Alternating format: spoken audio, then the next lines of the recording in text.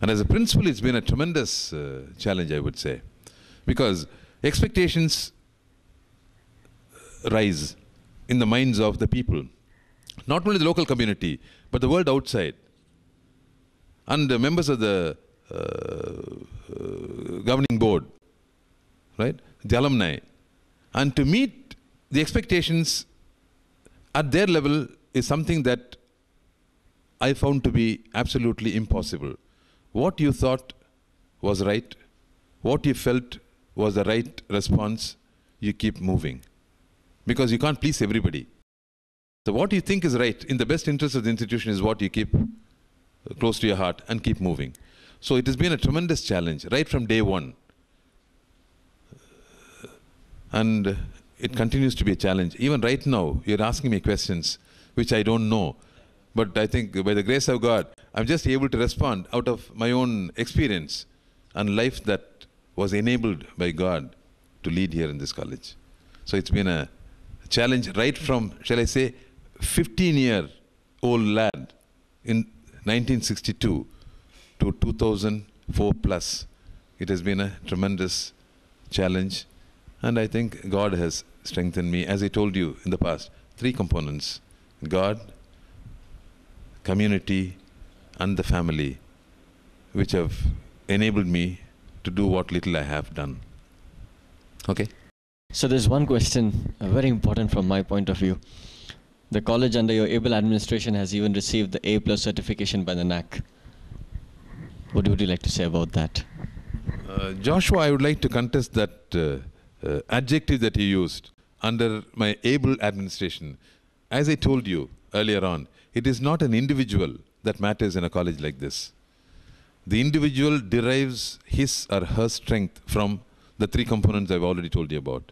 But it's been a tremendous, shall I say, feeling that God has graciously enabled you to be at the helm of affairs of a great institution at a time when we were assessed and accredited. A process that had begun nearly 5-6 years ago. See, 2 years before I took over as a principal, the process had begun.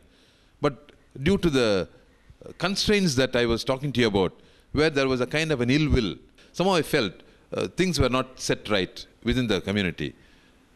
After some time, when I felt that things were getting better, I ventured into it, and I was able to identify one of my colleagues whose loyalty to the institution is beyond question, Dr. Rajagopalan, V. Rajagopalan of the Department of English.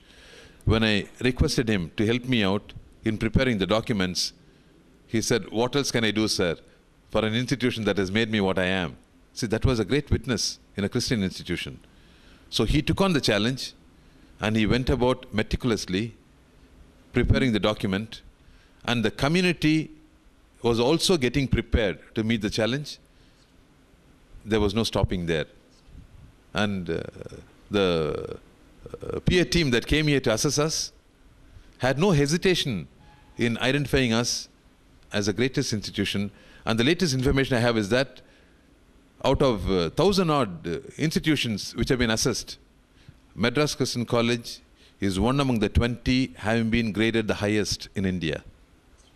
I think it's a tremendous achievement on the part of the college, which was made possible because of those 3 components, right? That's what it is. So there's some memorable incidents that you'd like to share with us. Maybe I can start right from my student days, right? As a resident student, one of the traditions at that point of time was to get ducked, okay? But the guys knew how to duck a person. They don't simply push a person inside, but there was a technique, and the technique was known only to the Hiberians, right? Because others, they couldn't do that, you know. They didn't have a fish pond, a natural fish pond like the one that Heber has. So in the year 1966, when I bettered the triple jump record, I was 19 years old at that time. During heats itself, I bettered it. Having bettered it, I was ducked. So that is over. In the finals, I bettered my own record. So they said it's the second time I've broken the record, so they induct me a second time. So this kind of fun we always had, and clean fun, okay? Because that's the kind of life that all of us enjoyed, without any inhibition, without any cribbing, right? Nobody to tell us what we should do and what we should not do. So that's a kind of a culture from which I've grown. And as a young lecturer, it was a tremendous challenge, where I'd already told you that some of your own friends who were resident students were your students in class, who knew you, the kind of guy that you were. I mean, fortunately, I don't know whether I was a bad guy in that sense, you know. Because I believe nobody who hails from that hall can ever be bad, okay? Okay? So, but the challenge was, how do I contain guys who were my equals when I was a student? To put them in a class and then teach them something where they will take you for granted. But fortunately, you know, the people whom I grew with as a resident student, who later on became my students, knew how to relate to me. Will you believe if I tell you that Nayanan John, who is now assisting the Department of Social Work, was my student for 2 years? We were residents in Heber. Both of us had represented Heber as in the inter-hall commemoration athletic meet. And when I joined the faculty, he was in his first MA Political Science, and I was taking classes for him. So inside the class, it will be Sir, and immediately after the class, it will be Alex. See that kind of, but we maintained a very dignified relationship, okay? So that was a tremendous challenge to me. When I became a principal, the challenge was a different cup of tea altogether, because expectations were much greater, and you need to live up to those expectations. As I told you earlier, the day I sat in this seat, the security had located a dead body on campus. And immediately the police came and all sorts of things took place. And that was a tremendous challenge for me as to how to come to grips with certain realities. On the one hand, it was projected as though I was responsible for it. But fortunately, I was able to get the support of the community from outside as well, and also the inside community. And together, we were able to face that kind of a challenge. We had the police here conducting inquiries for nearly 30 days. Imagine the college was just getting started, and you found the resident students coming to the campus, saw the police contingent on campus, you know.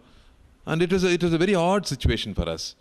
So that was a tremendous challenge, and that enabled the college to develop greater goodwill among the public at large, because of the way in which the entire community was able to respond in a very, very dignified manner, without getting excited, getting upset about the whole thing. There was no unwarranted anxiety about the whole thing. But I think there was some kind of a grace that each one of us got from above, with which we were able to relate to the issue, and everything got resolved. And I still remember speaking to the Director General of Police, saying, this cannot continue on campus, because that was the time when a request was made by him to me on behalf of some colleague of his for admission. I said, if you want to come to MCC, I would want the police to withdraw from here. Believe it or not, within half an hour, the police were withdrawn. So we were able to develop that kind of a goodwill, you know. So that was the greatest challenge, right?